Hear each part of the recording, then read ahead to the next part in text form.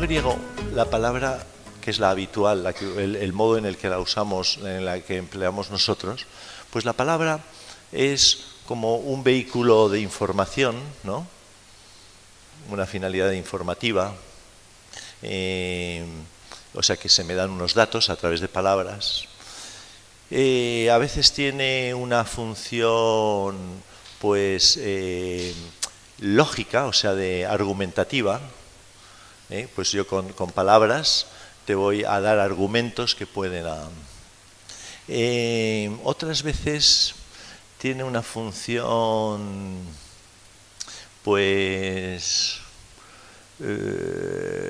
narrativa, ¿no? De contar una serie de hechos. Siempre todo esto se mueve en el plano, podríamos decir, de la lógica, ¿no? De la lógica. O sea, la palabra como un logos, bueno, la palabra griega, pero el logos, y que es lo que me permite, de alguna manera podemos decir que con estos usos, de alguna manera dan luz, ¿no? Iluminan la historia, iluminan un concepto, un argumento, iluminan pues cualquier hecho, ¿no? Porque se me da una información. También pueden tener una finalidad comunicativa, ¿no? Pues yo digo y me comunico con otro a través de palabras. Pero siempre estamos en el plano más bien, por así decirlo, es como verbal, o sea, toda su entidad, la palabra la tiene bueno, el valor que tiene es en lo que se dice.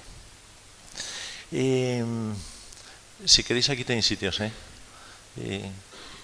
es que es largo, Y este uso es muy reducido y es propio, efectivamente, solo del mundo griego, ¿no? Y es el uso nuestro.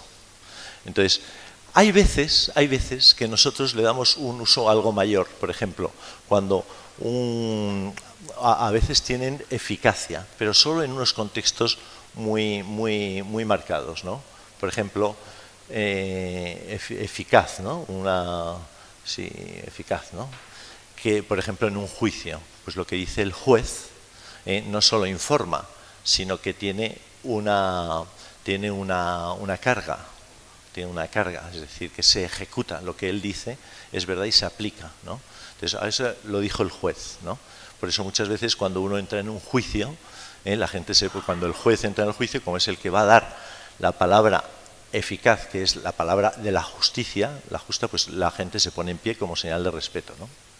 Yo me acuerdo, por ejemplo, no sé si habéis leído la novela esta, El extranjero, de Albert Camus, que el tío, precisamente porque es un nihilista y no cree ni en la justicia ni en nada, cuando entra el juez, quiero recordar que él se queda sentado, porque no reconoce que ahí haya nada trascendente. Nosotros, de alguna manera, o cuando entra el maestro en un aula, pues la tradición va a hablar, va a transmitir la verdad, pero siempre, pues entonces el maestro, pues también la gente se pone en pie, ¿no? Como señal de respeto a qué va a decir. Pero siempre, también en este caso, se mueve en el plano de la luz, ¿no? Del logos, de la inteligencia, en el plano intelectual. No tiene más valor la palabra. Sin embargo, en el mundo judío, en el mundo hebreo, el significado o el valor de la palabra es completamente distinto. Y cuando nosotros hablamos siempre de la palabra en el contexto cristiano, lo heredamos del contexto y del sentido judío. Y por lo tanto, si tú lees este texto como un europeo actual, pues te dicen, muy bien y tal, pues está hablando de poesía, ¿no? Pues mi palabra es vida. Y dices, claro, bueno, pues porque es tan chula que te da vida. No está hablando de eso. Está hablando de palabra en un sentido judío. Y la palabra, yo me acuerdo un libro Enzo Bianchi, con el que estuvimos ahora en los Alpes bastantes, en un libro él comenta, la palabra de Dios es palabra de vida, es decir, medio de acceso a la vida en Dios. Ahora igual no me explico mucho, pero al final supongo que espero. Sin ella jamás llegaríamos a ser portadores de la vida de Cristo en nosotros. Jamás llegaríamos a vivir de la mismísima vida trinitaria. El sentido etimológico de la palabra, nosotros lo entendemos, aquí se dice davar, este es el sentido nuestro. Es el fondo, fijaros, es el fondo de las cosas, lo que en ellas se encuentra oculto. Hablar, es decir, la palabra es lo que uno tiene, o lo que la cosa tiene, o la persona tiene en su interior. Esa es la palabra. O sea, la palabra, por así decirlo, es no solo invisible, sino que no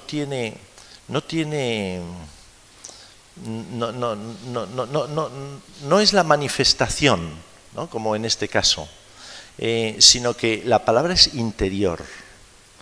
Y esa palabra es la misma vida interior que cuando yo hablo, doy vida a la palabra y sale al mundo. Una realidad interior, interna, una realidad viva, una palabra, una realidad interior que tiene la fuerza de la vida, porque es viva, es vida y tiene potencia de vida. ¿Me explico? O sea, más o menos es muy fácil, se entiende como una semilla. Pues en la semilla, no he visto muchas semillas, pero bueno, más o menos supongo que son así. Pues en la semilla, aquí, o sea, en el hombre, aquí en su interior, tiene verdades, ¿no? Y semillas. Bueno, más que verdades, tiene realidades. Y estas realidades que son como semillas en el sentido de que tienen vida y tienen potencia de vida, estas, cuando yo hablo, pues cuando yo hablo, la semilla es la que sale aquí. Y esa semilla sale al mundo por el hablar. ¿Te gusta el dibujo, no? Por hablar. Y esta semilla sale aquí. El sentido etimológico de la palabra es el fondo de las cosas, lo que en ellas se encuentra oculto. Hablar significa expresar lo que está en las cosas, hacer visible y operativo lo que está en su interior. Con la palabra yo hago visible, esta semilla se hace aquí, cuando llega aquí, se hace visible. Y se hace operativa, dice él, ¿no? Es decir, obra. Mostrar su realidad más dinámica y más profunda. O sea, la vida, la dinámica, es decir, la fuerza dinámica, dynamis, ¿no? Lo que pone en movimiento. Esa palabra tiene capacidad de poner en movimiento, pero en sí misma, ojo, en sí misma, porque es una realidad oculta interior. Lo que pasa es que ha salido, pero ella misma tiene eficacia. O sea, pasa que nos cuesta entenderlo mucho porque como tenemos esto, la palabra es solo informativo de lo que yo tengo dentro. O sea, yo te digo que estoy triste o me voy a comer el mundo, muy bien, pero me voy a comer el mundo no tiene más que, ¿no? Pero, bueno, no se explica, ¿no? Mostrar su realidad más dinámica y más profunda, su vocación, la vocación de esa semilla y de ese interior, de esa vida oculta interior mía. Eso se manifiesta en la palabra. Cuando Dios habla, crea las cosas. Cuando habla, crea. Es decir, la palabra tiene una potencia o un poder. Un poder. No sé si es muy adecuado, pero más o menos podríamos decir que como la palabra del juez, que cuando el juez habla, dicta sentencia. O sea, eso es operativo, ¿no? De alguna manera. Cuando Dios da un nombre a las cosas, cuando Dios habla, crea las cosas, las hace emerger de la realidad. Es decir, que el deseo oculto de Dios de que exista una creación, ¿no? Una realidad. El deseo oculto e íntimo de Dios, cuando lo verbaliza, o sea, esta palabra la emite, se hace visible y eficaz. Y entonces, cuando Dios habla, crea. Las hace emerger de la realidad. Cuando Dios da un nombre a las cosas, no sé si os acordáis cuando va al paraíso, que no es un cuento, sino que es una forma narrativa concreta, pero que responde a unas realidades, ¿no? A unos hechos. Cuando Dios va a tal, y entonces empezó a poner nombre a los animales, ¿no? Y a toda la creación. Bueno, cuando Dios da nombre a las cosas, las domina, extiende sobre ellas su poder, las llama a la realización propia porque su palabra es eficaz. No vuelve a él sin haber producido su efecto. Hay unas palabras del Evangelio que no me he acordado de la Escritura que dice que la palabra que sale de mí no volverá a mí hasta que haya realizado hasta que haya realizado su cometido, es que ahora no me acuerdo, lo hice muy bien, pero su cometido, y entonces ya podrá volver a mí. Dice, como la lluvia, ¿no? Que sale del cielo, fragua la tierra, empapa la tierra, hace germinar y entonces ya vuelve en el recorrido, ¿no? Por la evaporación o por lo que sea. Entonces, en esta óptica judía de la palabra, tan diferente de nuestra concepción habitual derivada de la cultura griega, la palabra es siempre eficaz, es poderosa y no se opone a la acción. Al contrario, incluye en sí misma la acción como un elemento sustancial de sí misma.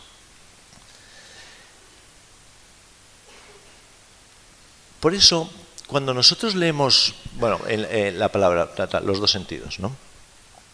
Cuando nosotros muchas veces, para que veáis, me apuntaba aquí alguna expresión, ¿no? Pues menos hablar y más hacer, típico, ¿no? Dice mucho pero todo se queda en palabras, ¿no? Dice pero no puede, ¿no? Dice mucho pero luego no puede nada. Todo es así, ¿no? La palabra en el sentido judío o hebreo no tiene nada que ver con nuestra concepción. En la palabra, voy a hacer como un breve recorrido histórico. Bueno, aquí dice cosas más interesantes. Por eso dice, la palabra de Dios no es un libro, una colección de escritos, es una semilla, algo que contiene en sí la vida. Cuando hemos leído antes que dice Moisés, mandaréis a vuestros hijos que cuiden de poner en práctica todas las palabras de esta ley, porque no es una palabra vana para vosotros, sino que es vuestra vida. Lo dice en el sentido literal. O sea, la palabra de Dios, pongamos que este es Dios, no es ninguna falta de respeto, es incapacidad de pintar mejor.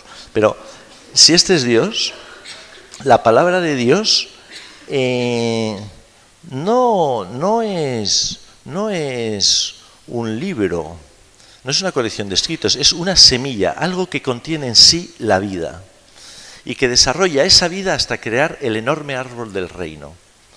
Germina, pues, en la historia como en la vida personal de cada hombre, crece llenando la realidad de una presencia nueva, santifica porque nutre y facilita el alimento a cuantos la reciben e ilumina porque revela el secreto de las cosas, confiriendo sabiduría y llevándolas a su realización última. Es decir, mira, yo por ejemplo una cosa, yo le estuve dando muchas vueltas, y no hemos empezado, pero yo le estuve mucho tiempo dando vueltas a qué era la bendición, porque cuando se da la bendición, pues dicen, bueno, ¿qué? Que es un acto así piadoso, bonito, tal, pues bendices. ¿Qué quiere decir bendecir? Bueno, pues sí, cuando el Señor se va a ir a los cielos, pues Él bendice y tal. Pero no, es muchísimo más. Bendecir es bien decir. Y lo que hace Dios cuando me bendice es que dice bien de mí, habla bien de mí. En la bendición de Dios, en ese decir bien por parte de Dios acerca de mí, viene su eficacia a mi persona, ¿no? Por eso hay en los países de cultura latina, bueno, en Hispanoamérica, enseguida ven un sacerdote por aquí y muchas veces se acerca y dice, Padre bendición, y es un hábito es una costumbre muy arraigada allí, y que tiene su sentido. Aquí la hemos perdido. Hace poco me decía, bendíganos, Padre, me decía una monja, bendíganos, tiene que bendecir más, y tal. Sí, pero que tiene su sentido, porque no es un acto piadoso, es un acto por el cual yo espero de Dios su palabra buena acerca de mí. Es decir, que Él haga real esos deseos que yo estoy mostrándole, presentándole. Por ejemplo, ahora cuando tengamos la bendición, pues después muchas veces yo digo, pues vamos a abrir el corazón, vamos a abrir... esos deseos que yo le pongo a Él los bendice, es decir, habla bien de ellos y me da eficacia para que se realicen en mí, ¿no? O por ejemplo, se me ha ido. Yo voy a poner otro ejemplo, pero entonces, ¿qué es lo que ocurre? Un poco de historia así. Cuando Dios empieza, cuando Dios crea, pues entonces entramos en una etapa que es la de la creación. Entonces, en la creación, voy a ir un poco rápido porque ya es la hora, pero en la creación lo que ocurre es que yo encuentro esto que estaba en Dios, lo encuentro realizado pues en el ave, en la luna, bueno, la luna, yo qué sé, en el animal, ¿no? Pues, o sea, yo encuentro ese deseo de Dios realizado por Él, que lo dijo y lo hizo, y yo soy capaz de encontrarlo realizado. Esto es el poder, es la palabra de Dios manifestada en la creación, ¿no? Y el interior de Dios se revela en la creación. Esto es revelación del interior de Dios. Claro, pero llega un momento, que sería la segunda fase, en el que esto que era universal, la palabra de Dios era universal, resulta que se hace judaica. Esto que era celeste se hace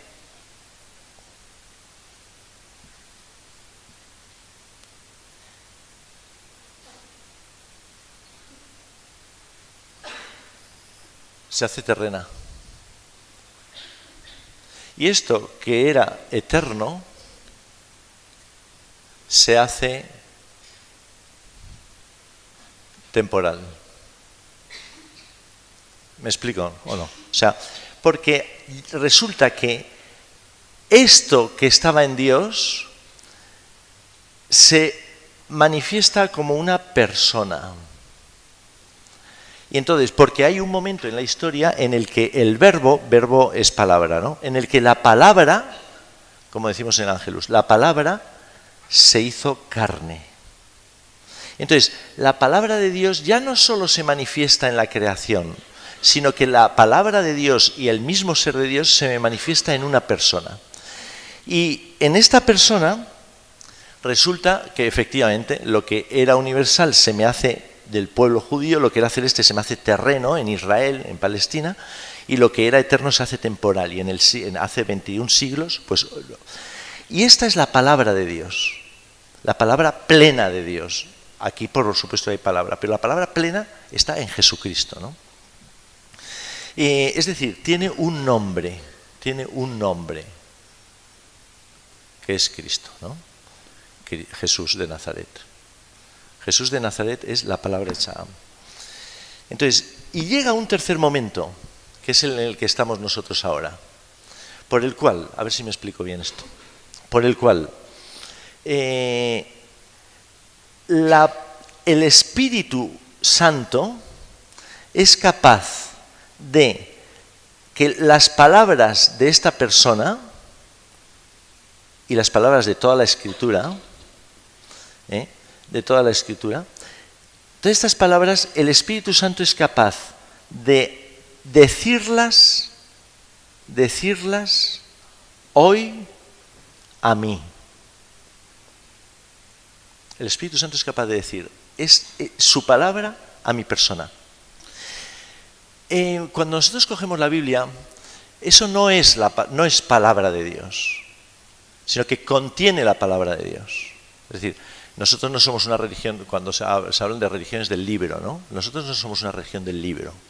Sí que tenemos un libro que no es que sea la palabra, no es palabra de Dios, sino que contiene la palabra de Dios, que es muy distinto. O sea, que no está objetivada ahí.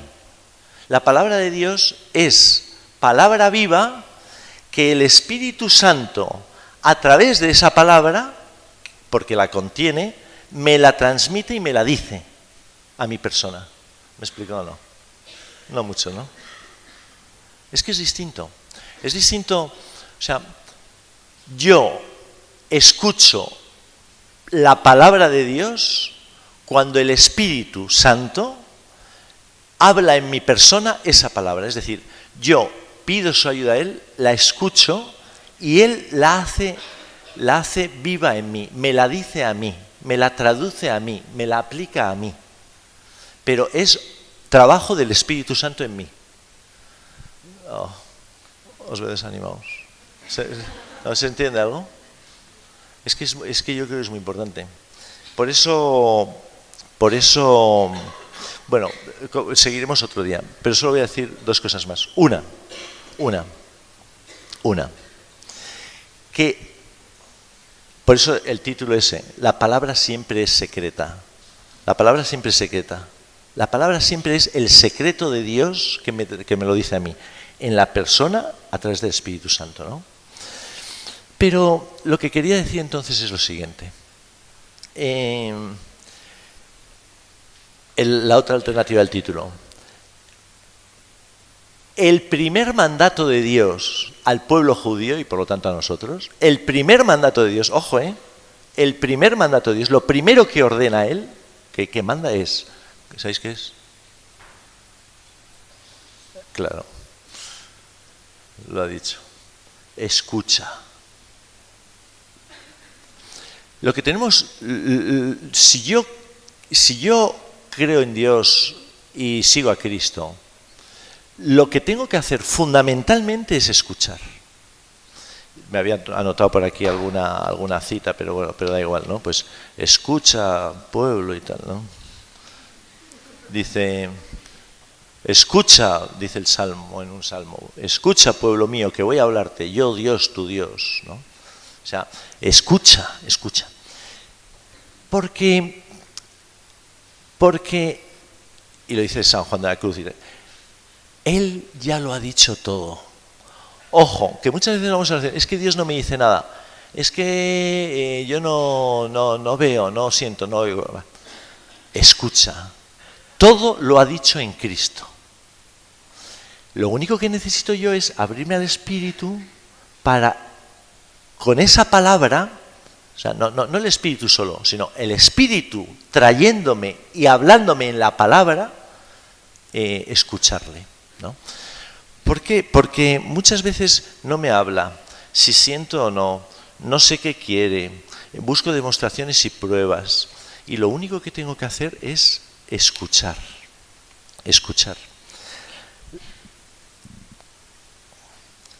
Es decir, no soy yo quien va a la lectura de la Biblia, sino que más bien es la palabra la que entra en mí y me desvela. La actitud es distinta, o sea, no estoy yo aquí, ¿no? Y entonces pues cojo la palabra y la leo, sino que la palabra entra en mí y ahí me desvela. Es una acción que no es externa ni mecánica, no es intelectual. Leer el Evangelio es muy bueno todos los días, no es una acción intelectual o de información. Es crear un momento, un espacio en el que yo permita al Espíritu que en esa palabra me hable, porque esa palabra está vida. Mi palabra os dará vida. Es que la da, y cuando la da además la hace eficaz. Por ejemplo, antes que os he dicho, se me ha ido, ahora me ha venido.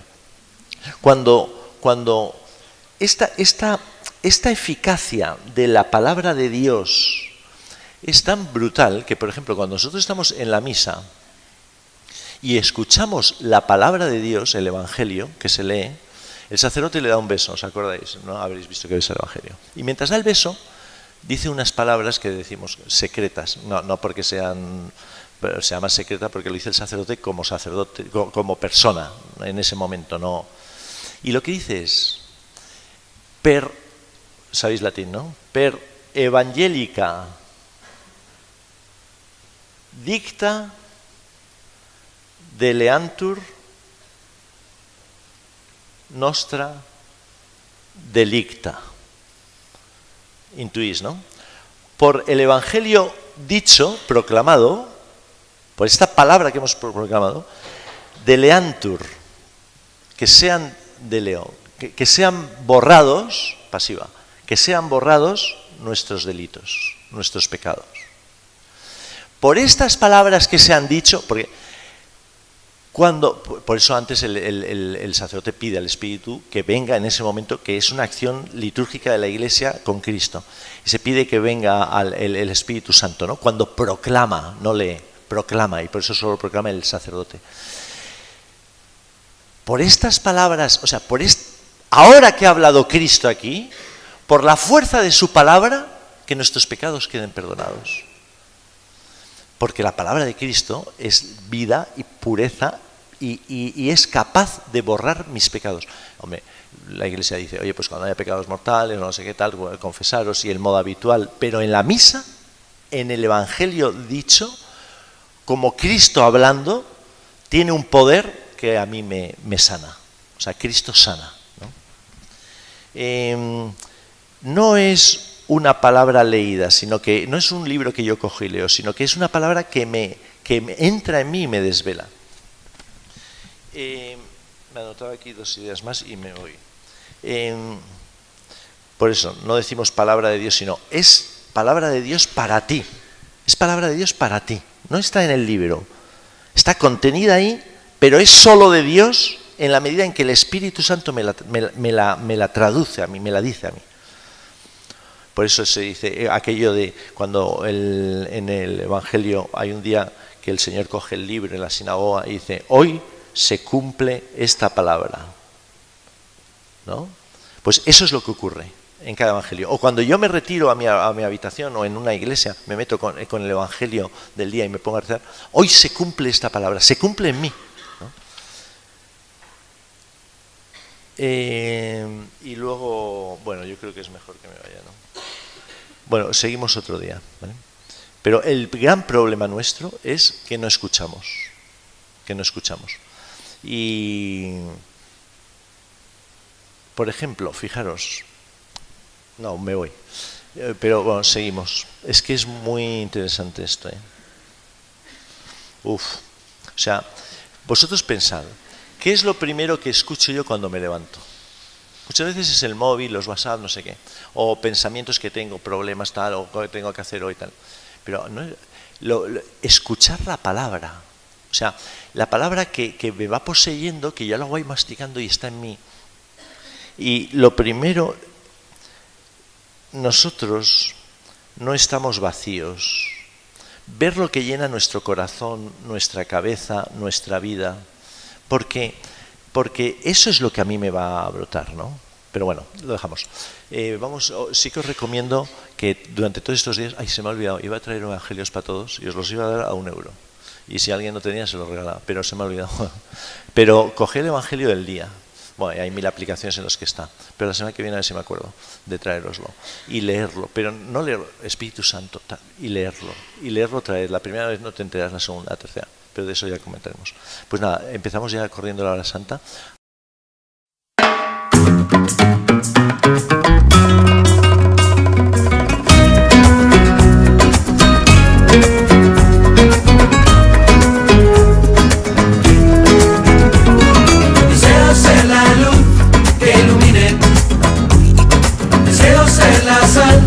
que dé sabor.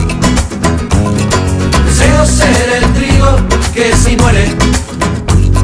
Deseo ser el manantial de tu calor. Deseo ser un niño manso y humilde de corazón, ser siempre el último y no el primero, ser escándalo para el mundo, cargar sobre mis hombros la abeja perdida el mar adentro y echar las redes en tu nombre y que no se pierda nadie. Deseo la fiesta del pecador que se convierte en ser pescador de hombres, prende fuego y que arda el mundo, dar de comer a multitudes. Deseo ir al mundo entero y anunciar el evangelio. Deseo ser el compás de tus latidos, cantar, volar, saltar el cielo, hasta desear como deseas tú. Y deseo ser el compás de tus latidos, cantar, volar, saltar el cielo, hasta desear como deseas tú.